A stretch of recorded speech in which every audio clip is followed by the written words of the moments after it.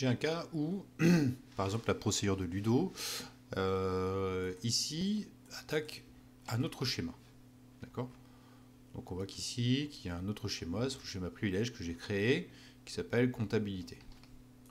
Ok, ici.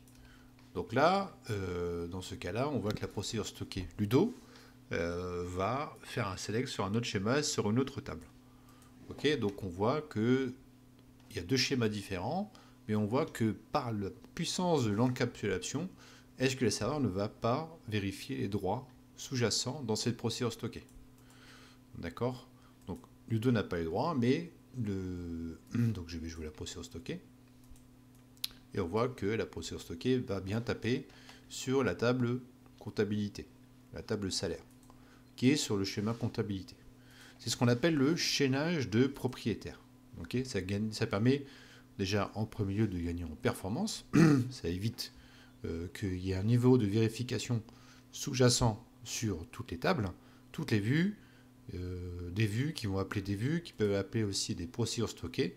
Donc tout ça, c'est enlevé. Donc on n'a pas besoin de vérifier le niveau de sécurité de chaque objet sous-jacent. Donc on va gagner au niveau performance.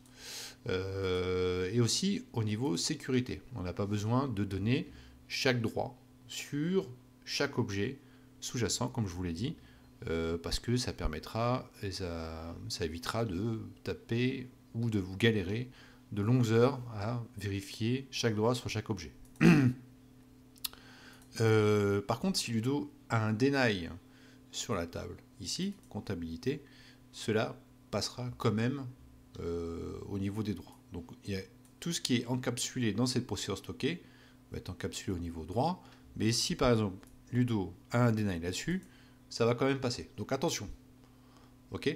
Donc attention à ce point-là, et aussi, à contrario, il n'y aura pas besoin en avantage de donner les droits, comme je vous l'ai dit, sur la table.